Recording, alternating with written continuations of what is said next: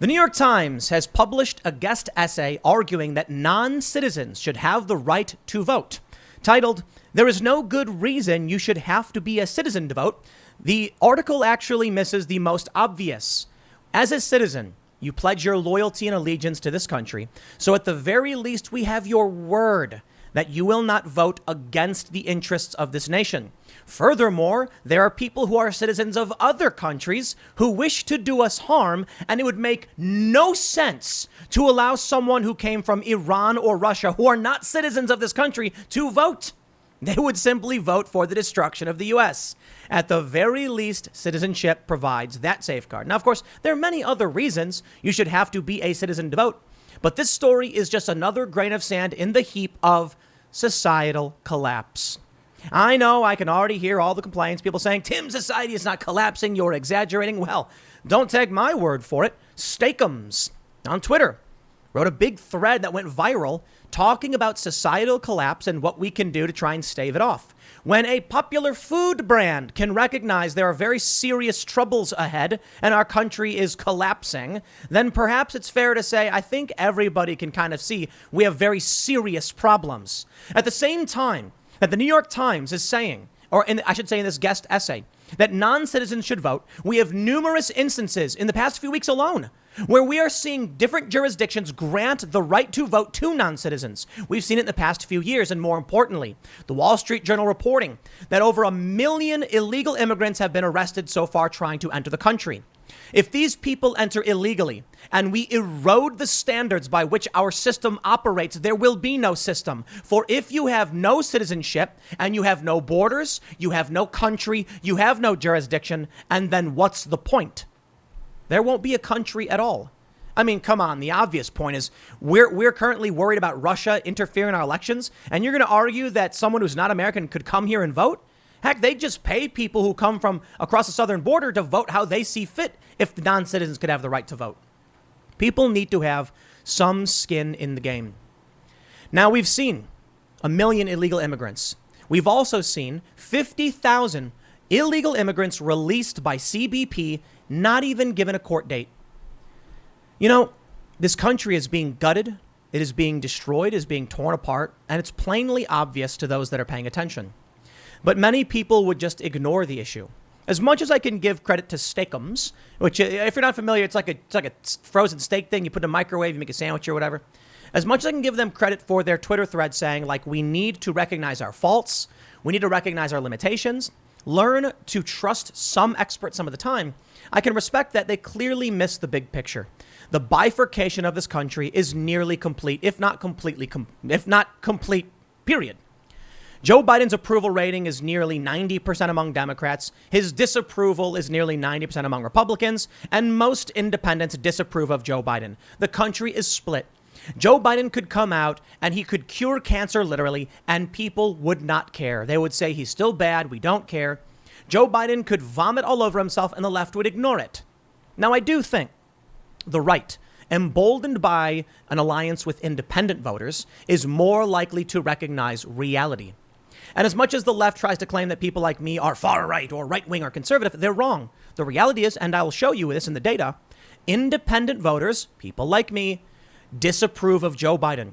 Thus, that is more likely to be an alignment with conservatives on some issues pertaining to civics, not all political issues, though there is still deep tribalism in this country. Steakums doesn't get it. I don't know if there's a turning back from this. When you have the New York Times saying non-citizens should vote, when cities like New York are saying, yes, non-citizens can vote, then what country is there? What's to stop someone from simply crossing the border and then voting against my rights? Nothing. Well, let's read the story, see the argument for the New York Times, and talk about the collapse and the destruction. But I will add, as I mentioned, the independent voters disapproving of Biden. That's right. Joe Biden's approval rating has dropped. His disapproval rating is way up. And it's worse than it's ever been for the president. Before we get started, head over to timcast.com to become a member and get access to exclusive members-only segments of the Timcast IRL podcast, as well as an ad-free experience from all of our content. And we're getting really close to launching that amazing new show about mysteries, the unexplained, and general stories of interest. So go to timcast.com, be a member, but don't forget to like this video, subscribe to this channel, and share it with your friends if you think this is very important. Now, maybe you find yourself as a Democrat, you're on the left, and you disagree with me and you despise me. All right. Then I challenge you to comment below and tell me exactly why I'm wrong, because we are totally in favor of open inquiry. If there's one thing we can do to try and find a solution to all these problems, it's have that conversation. But I at least ask you listen to what's being said and then tell me why you think it's wrong. From the New York Times, there is no good reason you should have to be a citizen to vote, they say. Washingtonians love to complain about taxation without representation. But for me and my fellow non-citizens, it is a fact of political life that we submit to unquestioningly year after year, primary after primary, presidential election after presidential election. Nearly 15 million people living legally in the U.S., most of whom contribute as much as any natural-born American to this country's civic, cultural, and economic life, don't have a say in matters of politics and policy because we resident foreign nationals, or aliens, as we are sometimes called, cannot vote. You see, this essay is written by somebody who lives here, isn't a citizen, and is saying, I should have the right to vote. Okay, well, you can become a citizen, dude. He goes on. Or I should say, I don't know if it's a Atossa Araxa Abrahamian. Considering the Supreme Court's recent decision undermining voting rights and Republicans' efforts to suppress, redistrict, and manipulate their way to electoral security, it's time for Democrats to radically expand the electorate. Proposing federal legislation to give millions of young people and essential workers a clear road to citizenship is a good start. But there's another measure that lawmakers both in Washington and state capitals should put in place.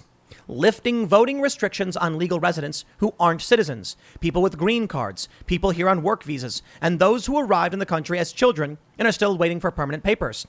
I'm going to come out right away and say no. And I'll give you my argument very simply, and then we'll read on. I have a house. I have rules in my house. It's my house. It's where I live. It's where I have to deal with conflict and issues internally with family and friends. I work very hard to make the house nice. Now, if I were to open the door to anybody, they could come in and say, I hereby vote to get the big room. And I say, you don't get the big room, it's my room. Well, I'm voting for it, so it's mine. And then everybody else, he brings in all his friends, and they'll say, yeah, we want the big room too. And all of a sudden, I'm outvoted in my own home. But I'm the one who built it. They come in, they trash the place, take what they want, and then they leave. We can't have that. We need people to dedicate themselves to the betterment of our society. And that means there's got to be some standards. I can't believe I'm actually arguing against the idea that non-citizens should have the right to vote. No, they should not. I mean, that's the minimum, isn't it? Yikes. They go on to write, expanding the franchise in this way would give American democracy new life, restore immigrants' trust in government, and send a powerful message of inclusion to the rest of the world. It's easy to assume that restricting the franchise to citizens is an age-old non-negotiable fact, but it's actually a relatively recent convention and a political choice. Early in the U.S. history, voting was a function not of national citizenship, but of gender, race, and class. As a result, white male landowners of all nationalities were encouraged to play an active role in shaping American democracy, while women and poor, indigenous, and enslaved people could not. That wholesale discrimination is unquestionably worse than excluding resident foreigners from the polls. But the point is that history shows how readily voting laws can be altered and that restrictive ones tend not to age well. I will tell you this. The land ownership was not about shutting people down. It was because they didn't have IDs. So the people who were voting in local elections were the people who said, I live here. Here's where I live. Here's the land I own. I have a say in what's happening.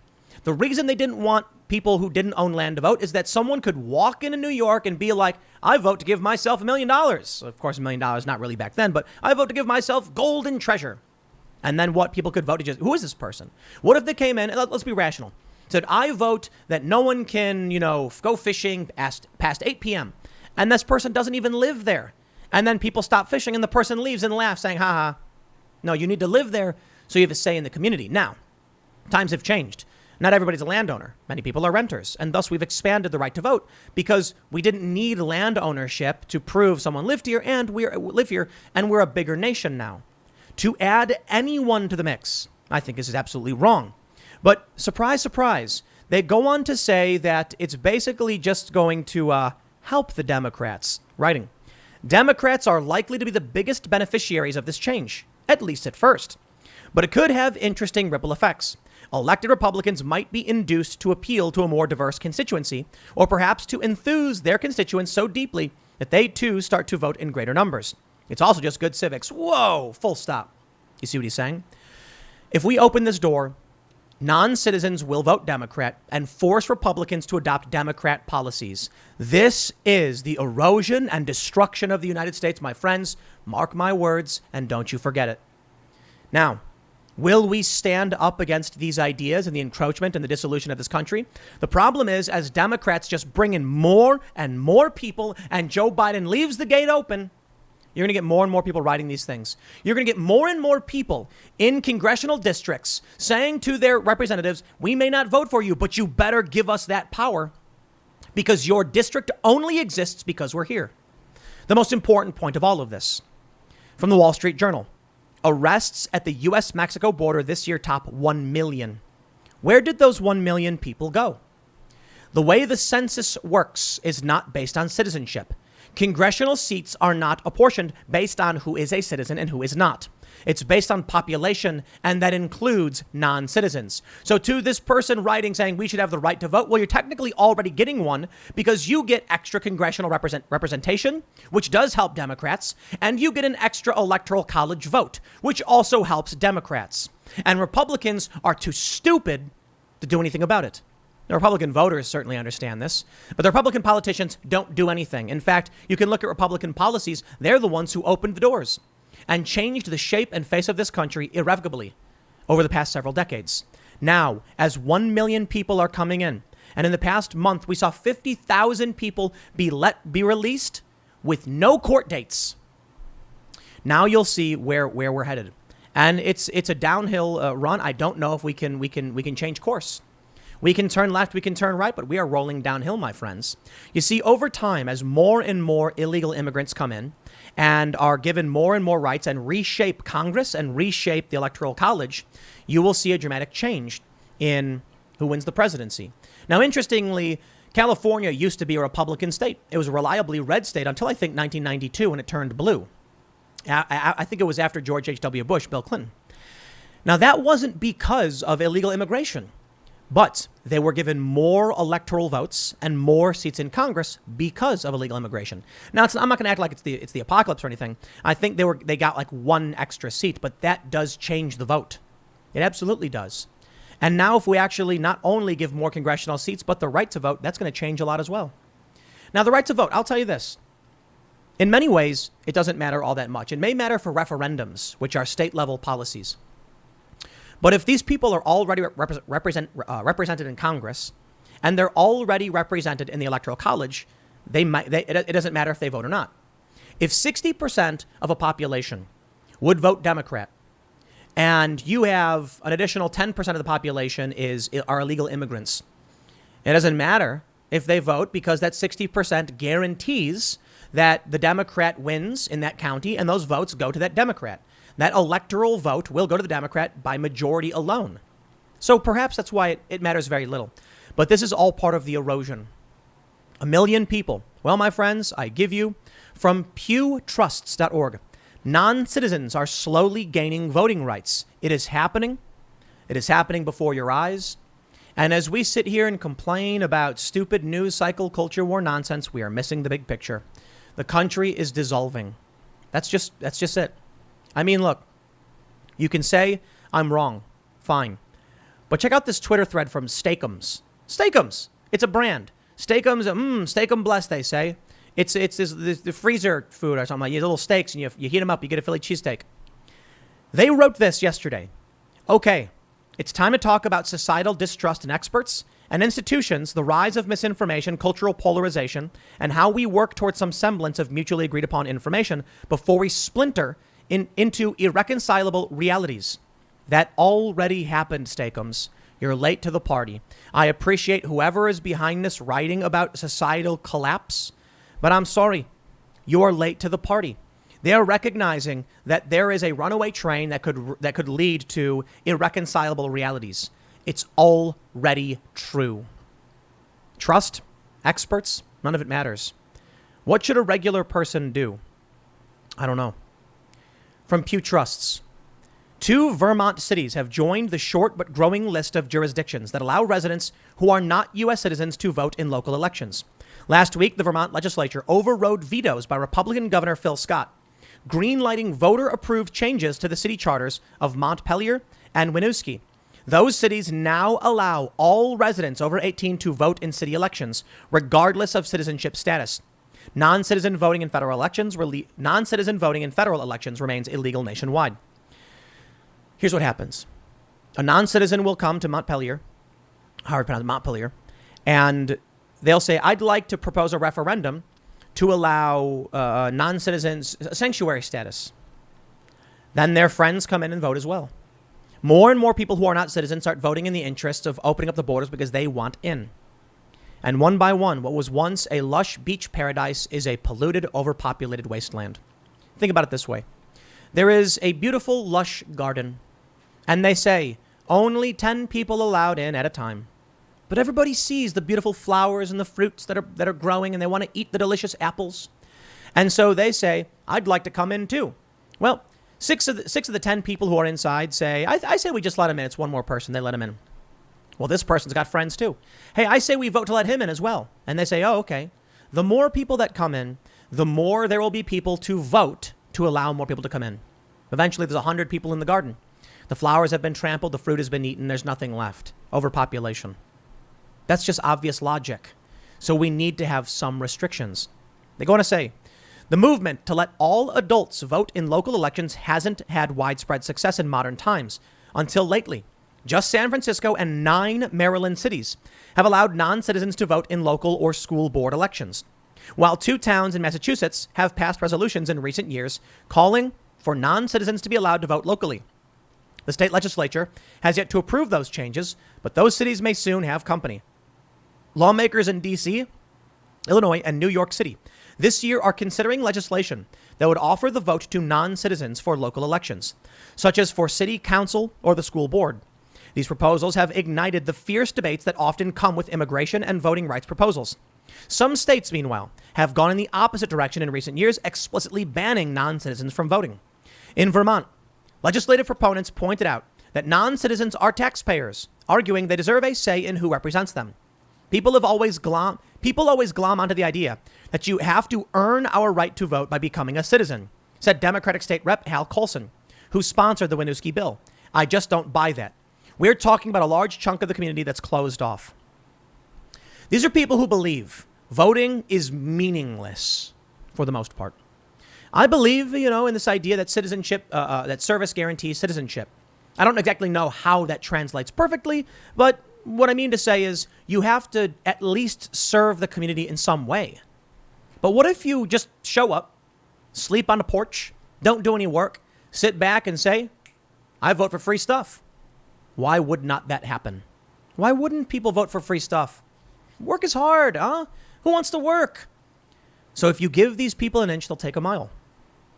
Scott, in vetoing the city charter changes, said the issue deserves further consideration, but that these bills would create inconsistency in local election policy. Other Republican lawmakers who oppose the changes argued it was unconstitutional to offer the vote to people who are not U.S. citizens. Well, the Vermont Constitution says every person who is a citizen of the United States is entitled to vote. Supporters of the bill said the language does not exclude non-citizens and that cities have control over their own local elections. Republican State Rep Arthur Peterson, who voted against both bills, disagrees. If you're not 18 or you're not a citizen of the U.S., I don't see how you could be given the right to vote. We have to have some rules, and the state constitution is our rule. It's erosion. Imagine you have a place you are protecting and it is being invaded by people who just keep saying, we should be allowed to come in and burn, loot, and pillage. How would your society survive? It wouldn't. It's obvious. I don't need to say it. They say with large number of foreign-born parents in Illinois, especially in Chicago, where a fifth of the population is foreign-born, those taxpayers should have a say in their children's education, said Illinois State Senator Selena Villanueva, a Democrat. She introduced legislation this year that would allow non-citizens to vote in local school board elections. We're essentially doing taxation without representation. We have a large population of non-citizens in this state and throughout this country, and they should have their voices heard, especially when it comes to the education of their children. The legislative effort may take years, she said, but her experience as an immigrant rights organizer has prepared her for a longer fight. It took a decade of debate. she said, before Illinois earlier this year became the first state to offer Medicaid to older adults regardless of their immigration status. Her voting bill still awaits a committee hearing. Passing these measures also can signal a city's support for its immigrant residents, said D.C. Democratic Council member Brianna Nadeau. I just want to make it clear. H.R. 1, Democrats' voting bills, they just want power. If you tell a bunch of people who don't live here that they'll have a right to come here, they'll vote for you. Now you let in all of these people, ship them around the country, tell them you're going to give them the right to vote. Of course, they're going to do everything in their power to get you in so you will give them free stuff and give them power. Citizenship should be hard fought and earned. American citizens who are born here go through the process. We register for the draft. A 35-year-old immigrant who comes here who doesn't register for the draft gets to vote. Women now, after the NDAA is signed, will have to register for the draft. And yet still non-citizens will get the right to vote. That is insane. But it's happening. East Bay City to look at allowing undocumented residents to vote in local elections. They've gone well beyond just non-citizens. They're saying people who entered here illegally. I mean, at least when you say non-citizen, you're talking about legal immigrants and permanent residents.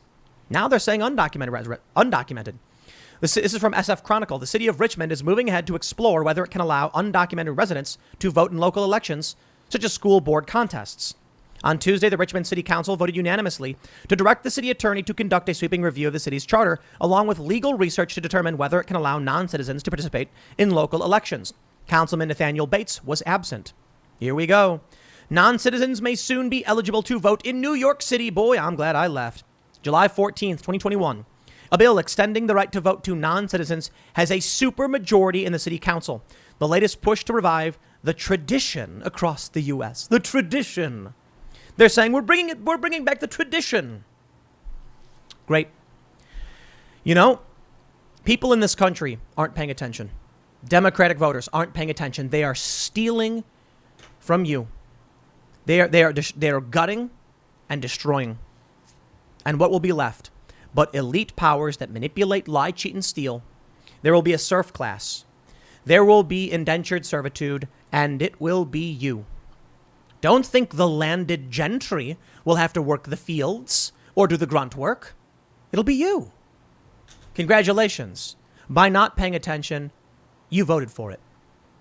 Now, my friends, I bring you to Mr. Joe Biden and what he's doing as president. Well, we can see here from Civics, his disapproval is at 48% to a 45% approval. From timcast.com, President Joe Biden's approval rating falls to all-time low. They say the president's approval rating dropped to 46% with 52% disapproval, according to Rasmussen. Biden's approval rating had consistently been in the high 40s and low 50s throughout his presidency so far. The latest figures include 26% who strongly approve and 42% who strongly disapprove. This gives him a presidential approval index rating of minus 16. Now, Rasmussen was typically favorable to Donald Trump. So although it is timcast.com, quite literally my website, I decided to counter this by taking a look at Civics. Civics does also show that disapproval is higher than it's been ever, and his approval rating is lower than it's been for his presidency, which is only, 6 months, but that's where we're at. So we have two different polls showing disapproval is very high. All right, but let's take a look at the important metrics. His approval rating is meaningless. Steakums comes out and says, and this wildly viral tweet with 8,188 retweets and 55,200 quote tweets, 35,000 likes, that the term science has been politicized, that distrust in institutions is complex, accelerated by people's access to infinite information, genuine mistakes, but lies and corruption. People need to come together, recognize their shared humanity.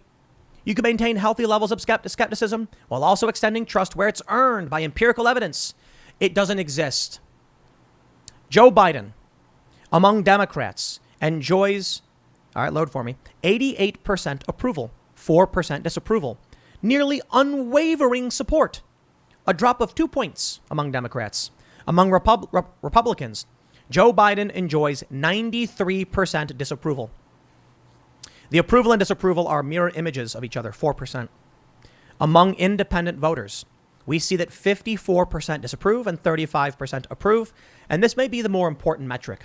It shows, in my opinion, that the right is winning. Not that they should win, not that their ideas are better, but that they are winning. Why? Independent voters recognize the lies from the establishment. Independent voters recognize what happens when you allow non-citizens to vote. Independent voters recognize what happens when Joe Biden allows 1 million people to cross the border in the past year. 180,000+ in the past month alone. Independent voters recognize that their communities are being destroyed, their tax dollars are being squandered, and they are being lied to. At the very least, 54% do. 11% have no real good opinion, and 35% actually like what Biden is doing. Unwavering support and unwavering opposition. The Republicans say Biden is the worst. The Democrats say Biden is the best. We are so hyperpolarized. There's no coming back from that. Sorry. Republicans aren't going to wake up one day and say, I actually like Joe Biden now. They might give him credit for some things. I mean, the left seems to be cheering on Trump's Operation Warp Speed in the vaccine, I guess. But for the most part, Biden bad, Orange Man bad. And when Donald Trump comes and runs for re-election, it'll be chaos once again. So the Democrats know. They see what's happening. And let me tell you how nefarious it gets now. Independent voters disapprove of Biden. So how can the Democrats keep winning when regular people keep saying no? They just bring in new voters. Illegal immigrants pad the congressional seats for the Democrats and the electoral votes for the Democrats, and they will continue to advocate for this, and they'll win. You know why? Because by padding their power, they gain more power. And the more power they gain, the more they can erode the system to gain more power. It's a never-ending cycle that ultimately ends with Democrats controlling everything and then adding more and more people to make sure your vote is diluted and will never matter. Well, we're doing our best to counter this with important breaking news. But unfortunately for us, the erosion is just getting worse. From timcast.com. Unemployed Americans sue to restore benefits. Monthly unemployment increase during the pandemic could be repealed. Many Republican states have said no to the federal unemployment boost, which allows people not to work. There are many people who are not working, extracting from the system, and the system is effectively burning down. The economy is in flames. And now, with the Republicans who have come out and said, we will not allow this unemployment to disrupt our labor economy, and the labor shortage is killing us, the unemployed people are saying we're going to sue and we're going to get our rights back. And you know what? It seems like that's working. So what can you expect? The people who don't want to work will vote, will sue so that they don't have to. And then we get left holding the bag because we're the ones who do the work. Certainly a farmer must farm. The truckers must ship the food. But without the jobs being done, none of it will happen. So why should someone work if no one else is, but they're extracting from the system? Why should I grow fruits and vegetables for you to steal from me? Right now, there are people who still make food, and I feel bad for them. You know why? With this hyperinflation, with the decline in real wages, all of this is happening, and the government printing money and just giving it away. You could grow food, and then you go to sell it, and you say, we're going to sell it, $5 per unit. And you do all of this work, and the people who show up to buy it did none. The government just gave them money and they bought it. And you said, thank you for the money. And you put it in your bank. And then hyperinflation erodes your purchasing power. So while you work like a sucker, they don't. And they get free stuff. Why would someone want to work? I don't blame them, I guess. The Democrats, the politicians have basically said, let it burn. Their only way to deal with the labor shortage, to gain more power, flood the country with non-citizens and give them more and more power over you, the citizen. What's the point of a country? Perhaps none. And that's their goal, right? They're just trying to erode the country.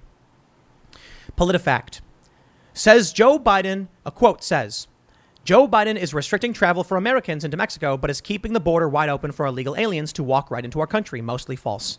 That's a lie. This fact check is trash. There are travel restrictions for people coming into and out of the country legally, which includes Americans. And yes, we saw the video. The border gate was open.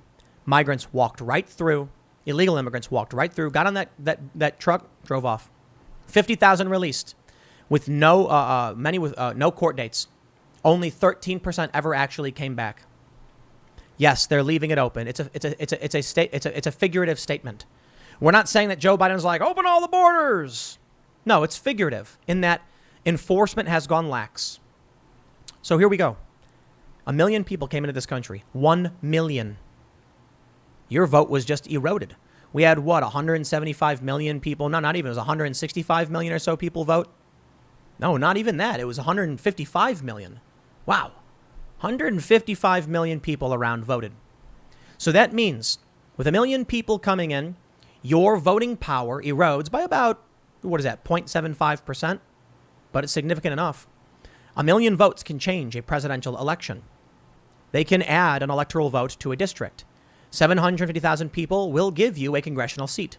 And they can bring in these 1 million people, and the federal government can then put them on planes and send them to a Republican state and turn a swing state into a blue state. So that's it. That's the erosion. They don't even have to vote. They don't even need the right to vote. It just gives that seat in the census. They're playing the long game. And Republicans are not even playing at all. They're just sitting back and watching the country erode. I'll leave it there. Next segment's coming up at 8 p.m. over at youtube.com/TimCastIRL. Thanks for hanging out, and I'll see you all then.